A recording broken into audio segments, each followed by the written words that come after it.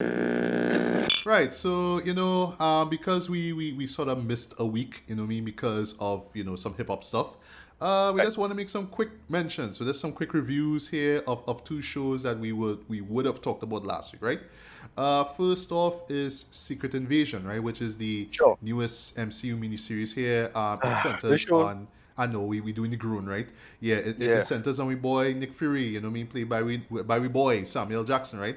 Yeah. And what this show promised us was, the Skrulls cooking up this conspiracy to take over the world, and this is going to be their new home, right?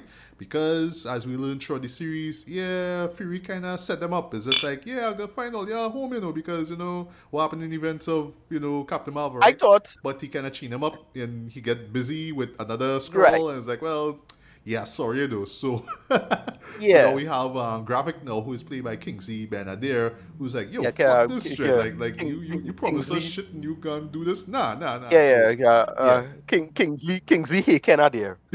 Yeah, he can, right? 'Cause he was also in Barbie, right? Yeah, so Yeah. he basically become this terrorist, right? So he leading this group Right. of rebel Skrulls to try to just cause shenanigans and have the world just scared, right?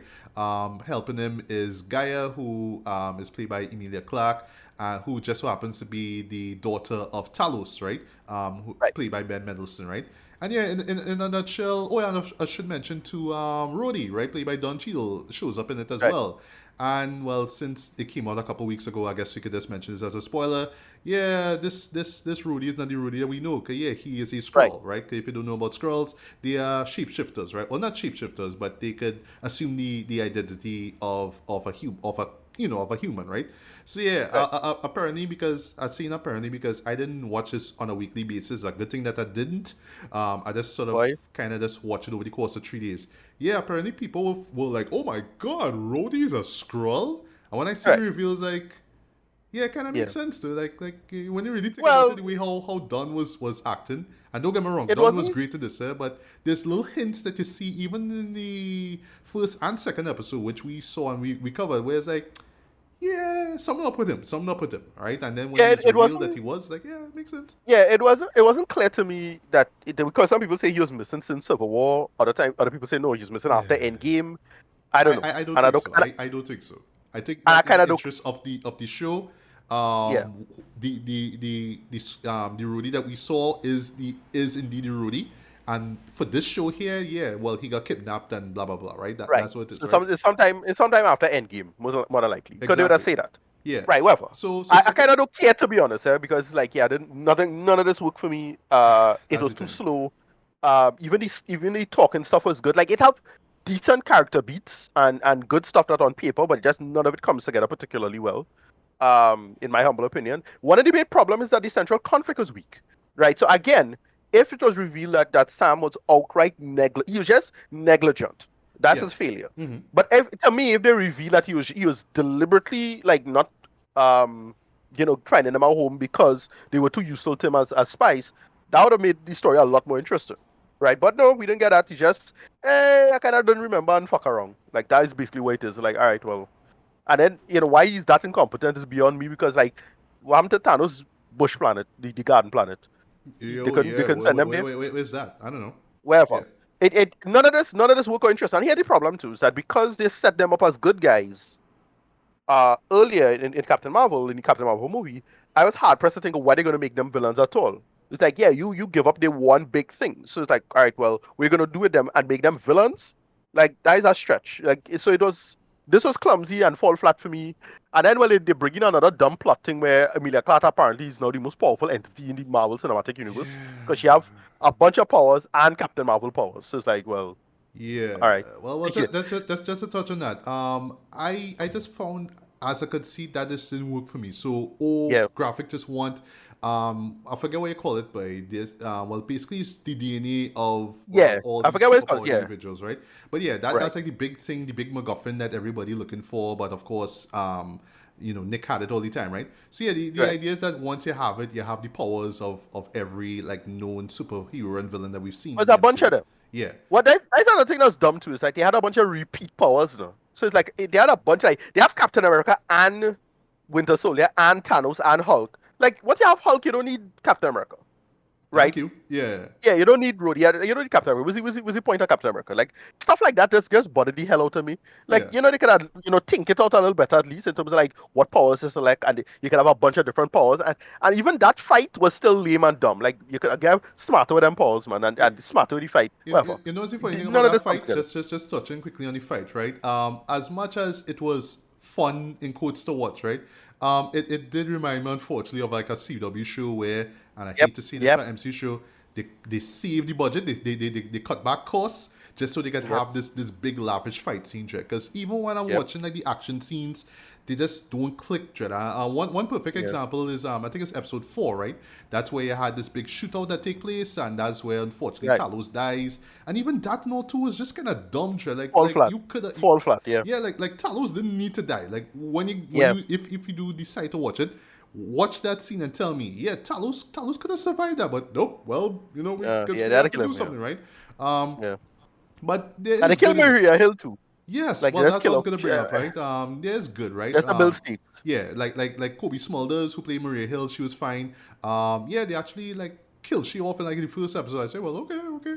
But I do like how it's brought back later on, where you see Maria's mom show up as like, well, Right. yeah, you know what I mean, more or less chastising Nick for holding back the truth about what happened there. You know what I mean? I like that. You're right. Don Cheadle, he was great as Rhodey. I actually like Right. the Well, conversation yeah, that he had fake with Rudy. fake Rudy, right? I actually like Yeah, the yeah. conversation, the first conversation he had with him Right. and Nick Fury. That's fine.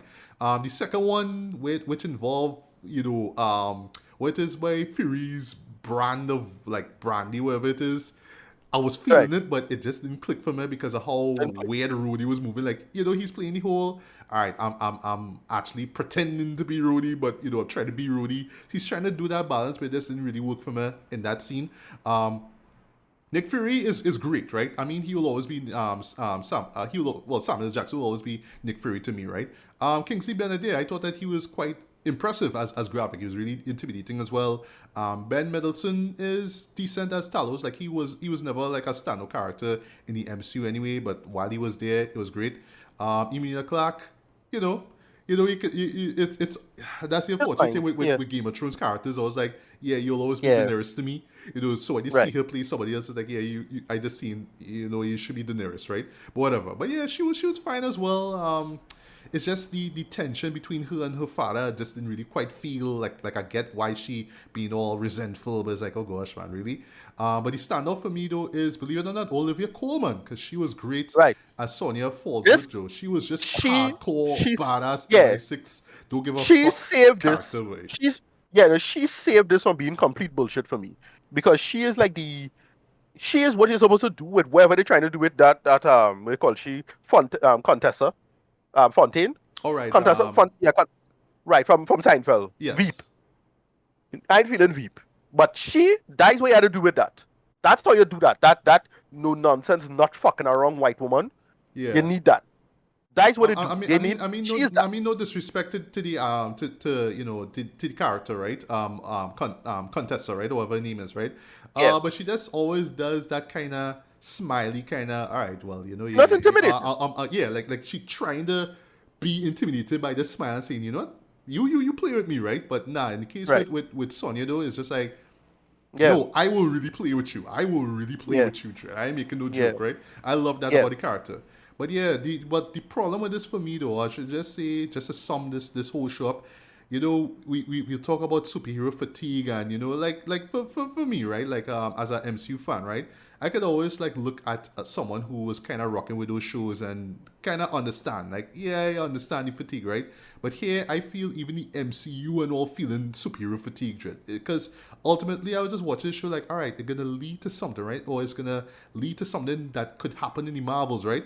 All I just get from it is, okay, well, maybe Fury wife will show up in the Marvels, but I highly doubt it. But it's like, well, she went with him in the end, and that was kind of nice, okay. But still, she gonna be in it? No. And what we're trying to say is, like, basically, Marvel's gonna come out, and you will instantly forget about Secret Invasion, and nothing that happened in Secret Invasion will even like show up in the Marvels, and that's like unfortunate, right? But yeah, I felt the problem is that it was just trying to be this sort of Cold War spy thriller thing, but like really emphasizing it to the point that it sort of drags the story. Like it just has to be all the spy stuff. But you kind of have to remind people that it's still the MCU and we still have to look out for certain things, right? So yeah, the pacing was sluggish even over 6 episodes. Yep. Character motivations weren't really fully fleshed out. I think there was just a lot of time just trying to develop characters to the point that you just don't really care about the story. And then ultimately, when you think about like just from start to end and where the show stops off, it's like, well, the big secret invasion. I mean, like, what did it all amount Yeah. to, right? You It don't really wasn't see really an anything. invasion to speak of. Yeah, it was just, Yeah. there's Skrulls who wanna do terror shit. Okay, we found them. Boom, the end. Yeah. That's really it. But I will close this, right? What they show near the end, right? Unfortunately, is in a montage style though. But I felt they could have done more with it. The idea of, oh well, Skrulls are amongst us. Let's go and hunt them down. That is Right. pretty interesting as well. But unfortunately, I'm still left like wondering, is there gonna be any show that's gonna follow up on this afterwards? Yeah. Anybody No. gonna No. catch up Well, on and see what's going on with the president and all maybe that the stuff? roadie show. Well, maybe the roadie show. We call it Armor Wars. Might follow up on that. Maybe. All right. We don't know. So, okay, But yeah, as I yeah. say, But I still, don't feel superior fatigue. My thing is because we just had Guardians this year, it was hard. yeah, So yeah. it's yeah, the writing.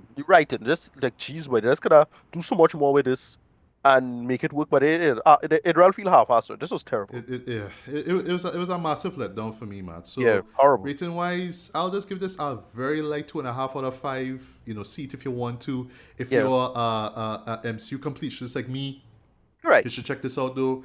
But I just sort of came out of it like, all right, like at the grand scheme of things, what is this event? How does this matter? Like why should we care about Yeah, it in the long run? yeah, And I have a feeling, well, you mentioned Armor Wars, but I have a feeling that this will just end up being largely ignored, right? Even with yeah, the Marvels coming out, like I don't even think like Samuel Jackson, like Nick Fury, gonna mention anything yeah, about Secret Invasion. Like I say, like will his wife show up? She could be there. Could they mention yeah. Saber? And we gonna see Right, right, Saber.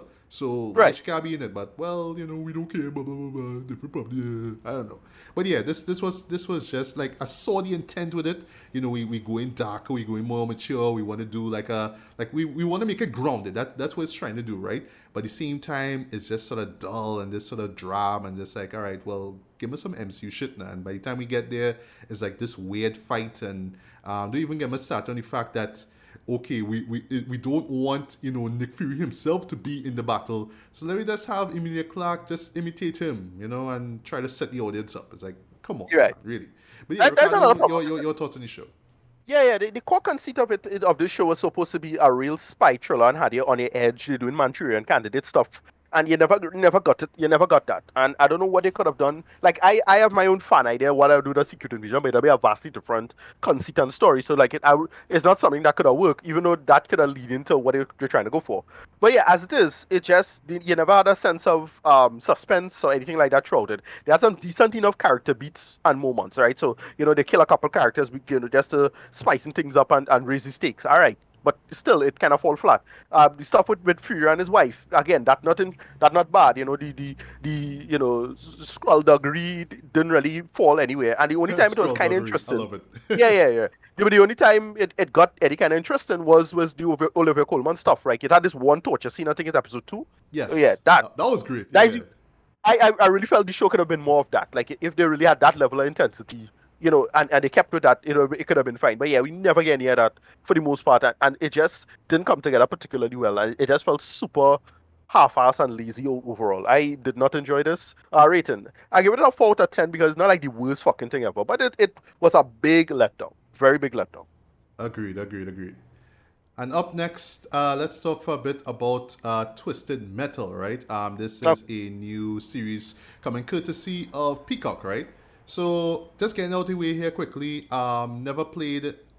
Well, I should say my only experience with playing Twisted Metal was when the PS1 came out, and there was that right. one CD, right? One disc, sorry, which had like demos and whatnot, right? And that's why I discovered Twisted Metal, right? But I never sought out the others or the ones that got better, got a lot of praise, sorry, like Twisted Metal Black and stuff like that, right? But I never played those, right? But I heard those really dive into the world of Twisted Metal, so it's not just it's just ramped up vehicles with guns and shit, right? There's actually like a world around that, and that's what the later games did, right? So I never played those, right? So I went in with that, right?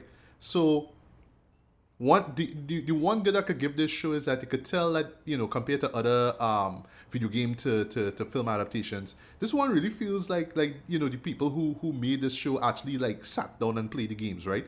Actually like have a sense of the Yeah. world of it, right? But just as a non-fan, so to speak, of Twisted Metal, though, what I got here, right? So forgive me for saying this, but I kind of came here for the Twisted Metal. I did not come here for Right. the That's the main post-apocalyptic problem with comedy, this. you know? Because I get what it was going for. I get what it was going for with the aesthetic of it. It really feels like one of those, mid-90s video kind of cutscene stuff that you'll see Yes. like Red Alert or whatever it is. And Christopher Metal had those in the mid-90s. I forget what the name of those files that you used to put on the CD to run off a CD-ROM. I forget what you used to call it. But yeah, it's those video format files. Uh, and yeah, that is the aesthetic and approach I get it was going for. It deliberately amateurish, and I kind of get what it was going for. But you see, the problem with that whole deliberately amateurish is that it could still look amateurish if you're not careful. You had to know how to balance the skill, and it didn't really do that, and it ended up just being, well, just as bad as those old videos. I'm sorry to say it. It just had all the kitsch, but none of the fun. Still, unfortunately. But Yeah. yeah, the main problem with this is that, yeah, they should have had it to some. It had the same model. It had the same problem that the Mortal Kombat movie had, right? No Oh tournament. boy, yeah, they You did, miss and the they point. had the goal to do the same Yeah, thing in the final episode, right? Well, just you're to right. get it quick spoilers, telling us, well, the stuff that you know about in the game, you're gonna get that in season 2. I like, really. Yeah, no, you can't be doing Really, that. Yeah, bro? that's Although, bullshit. although, although I will admit though, it kind of had me a bit excited to see the second season because of Right. that cliffhanger. It's good, right? But just a little too little, too late, right? But yeah, for me, I came in to see the cars with the guns. I wanted to see some Mad Max shit, right? And then you could blend in the Exactly. other like post-apocalyptic dark humor, whatever it is you want in it, right? For me, it kind of felt like I was watching some TVME sitcom about the You're right. post-apocalypse, right? So you kind of making fun of stuff like that, right? So yeah, it follows, the tropes that you'll see in stuff like, say, Escape from New York or Walking Dead, right? Where you have this weird cult that does weird shit, right? Because society is broken, man, and you have characters who do like mercenary work, right? But they like these everyday men basically who kind of reduced to doing that, right? So that would be like Anthony Mackie's character who plays John Doe, right? But I do like the back and forth between him and Stephanie Beatrix, right? Who plays Quiet, right? Right. At first I was just like, all right, well, it's just gonna be like this, but I didn't think that they'd actually bounce off so well, right? And to me, Hmm. they are the best thing about this show, because yeah, they Right. actually nail it, right?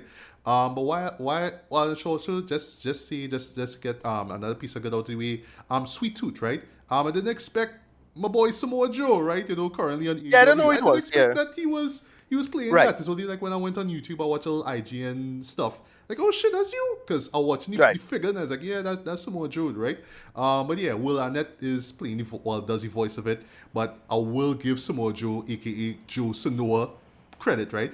Because he nailed the movement down. He has that movement down to the point that you will see Sweet Tooth with the mask on, and you'll swear like he himself is talking, right? Like Right. Samoa Right. Joe is talking. It's so well done, right? But from the first episode onward, though, I noticed this problem, Dred. I also made the point of it on Facebook. Like, was this supposed to be a cartoon or something like that, Dred? Because I just find like the dialogue though and humor, it's very scripted. It's almost like, hey, you know what I mean? We need to do this. Oh man, it's like that. Like a sort of like a exaggerated version of, like, again, that's why I call it a sitcom. It has that sort of sitcom style of dialogue now, right? Right? Where it's not real, but it's real actors talking, right? But No, it doesn't feel that was realistic. no, but that was the show. That was when the old videos when they did Okay, straight well, I to. didn't know. I Yeah, didn't that's know. what it was. Yeah. Go back and watch those. Just go back and watch cutscenes for Twisted Metal. Yep, that's what it was. Right. And it just sort of took me out now. I just couldn't buy into this future where, everybody have to have like this, have to be like a smart ass, and always have to have some kind Right. of quip or whatnot, right? 90s, Yeah, yeah. 90s It's the quip, right? 90s. Also forgot Yeah. to mention Thomas Hayden Church. Actually Right, right. was cool as the villain Agent Stone, right? His death, sorry, well, he dies in it, right? Yeah, was badass in my opinion, right? But yeah, I mean, ultimately, what I just got was just cliche post-apocalyptic stuff. Like, yes, this is how the world's gonna be when society falls. It's like, all right, been there, seen that. Walking Dead, duh, we get this. Okay, all right, all right. The only thing that was missing in this show is friggin' zombies, right? That's what it is, right? I mean, yes, I've seen this stuff before, right? This is not new, right? But I do like the sort of like road movie vibe with it. Well, road movie vibe that they give us with Anthony and Stephanie's characters and their journey and whatnot. That was kind of cool as well, right? But again, I just came in to see cars destroy other cars, and literally we get this in the final episode, right? And even the scene itself doesn't even last long. But even in those moments, even though the VFX was kind of trash, sorry to say it, Yep. VFX was kind of Yes, it trash. was. Yeah, like that was what I wanted. That's what I wanted. I didn't need like again. Oh, this is how it is in this world, and this is how weird and fucked up it is.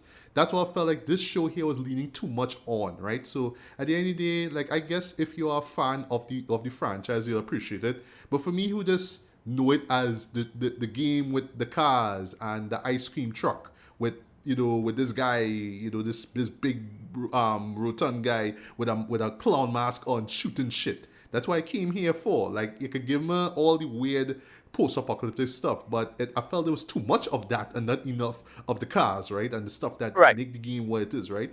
So yeah, for me, rating wise, I'll just give this, again, well, yeah, light 2.5 out of 5. See it if you want to. Not the worst show I saw. It's an easy binge, you know what I mean? And Anthony and Stephanie really do hold it down. Also, before I forget, Anthony's son actually shows up in it as well too. He plays a younger version of John. I saw it in the credits, like, oh, Okay, okay. okay, Anthony Mackie Jr., all right, bro. Do your Alright, thing, okay. do your thing, do your thing. Yeah, yeah. But yeah, other than that though, it just felt like cliche after cliche after cliche post-apocalyptic stuff, right? And lastly, before we get to your thoughts, Ricardo, didn't expect to see my girl Chloe Fineman, right? From Fineman, SNL. yeah. She showed up like, hey, Okay, do right. this. Okay, yeah. She Hey, make a cameo. I just remember. cool. Yes, that's I mean, I know SNL kind of like, on the shelf because of what's going on, but hey, you get right, work. Nice. right. So, Yeah. yeah, Ricardo, your thoughts on this show? Yeah, it was dumb, but it was a good dumb. I mean, it didn't bother me. It didn't offend me or anything like that. It's like it's fine. Yeah, I just wish the main problem is that they needed to have more like actual effort and the actual cars fighting other cars stuff. That's the game. Do the game. You have a game. Do it. Yeah, and they didn't really do that. So that was about it. But other than that, it's fine. Yeah, well, what would you rate it then? If Oh yeah, sorry about it. Yeah, a 4 out of 10 again. It's dumb. Like sorry, I'm not defending it in any no, workable it, sense. it's dumb. I ain't gonna front neither. Yeah. It's dumb. But I think It's it's pretty dumb. intentionally done. It's meant to be dumb, I guess. But again, Right. as you see in a 90s way, it's kind of like that. Right. Yeah, that's about it. Yeah.